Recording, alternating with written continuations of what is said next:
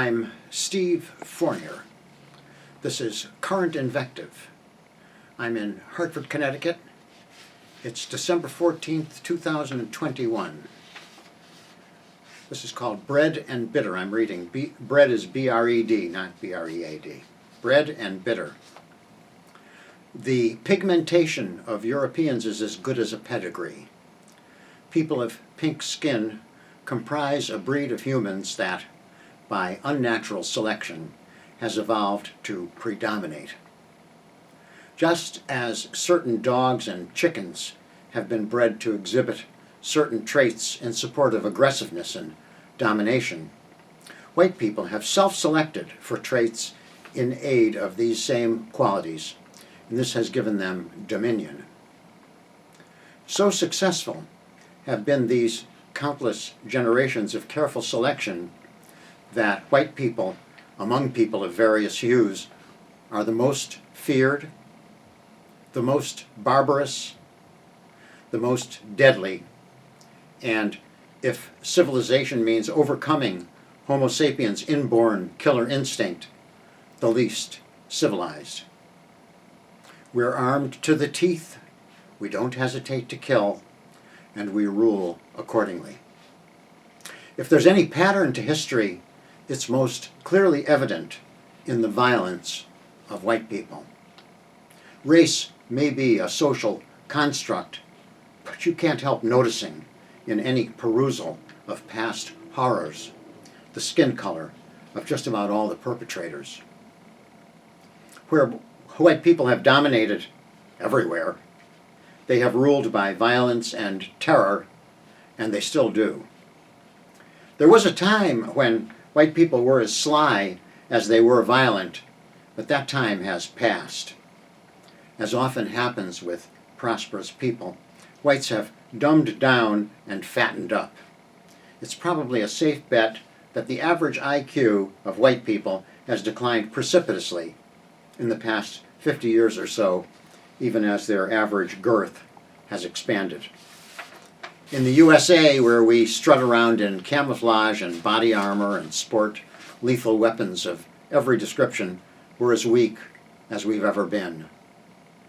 And the dark-skinned masses seem to sense an advantage. They may be assembling to take us on.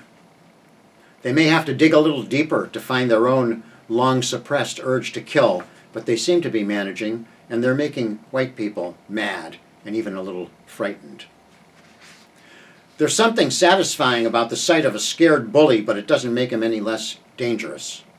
White people may not have won a war in a good long time, but they've inflicted as much suffering and devastation as any victorious power in the history of warfare, and they're capable of much worse.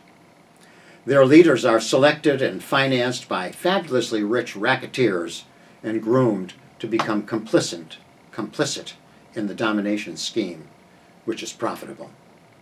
The people at the top don't want to vacate their eyrie, and they're hoping their predatory nature and ample armory will preserve their status, notwithstanding the numbers arrayed to depose them in their own obvious weakened condition. White people may sense that they are a breed in decline, but they continue to rule nonetheless. Why is that? Were they advantaged by the temperate climate of the North, or maybe the fecundity of the soil, or possibly something about their nutrition or brain volume, or were they just favored by God? Like all successful predators, human beings have evolved to be efficient killers. Recorded history suggests that there's something about light-skinned people that made them particularly adept at killing. For 5,000 years at least, white monarchs have assembled armies to kill and plunder, fighting among themselves, sometimes for decades, and conquering other races wherever there was something to steal. Was it their talent as killers that gave white people an advantage in the struggle for dominance? It's not a question news editors are asking, but it must come up from time to time when lesser humans gather. Dark-skinned people must be worried, maybe to the point of preemption, For a couple of hundred years, white people have been promising to abandon their long-standing project to make their breed the sole human survivors.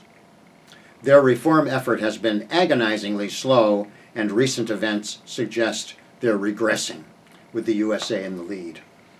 Will the non-white world defy its nonviolent nature and rise in revolt? Or will the white world, in anticipation, tap its killer instinct and strike some hapless brown population with lethal force by way of example, as it's done so often before? I'm Steve Fournier. This is Current Invective. Very good.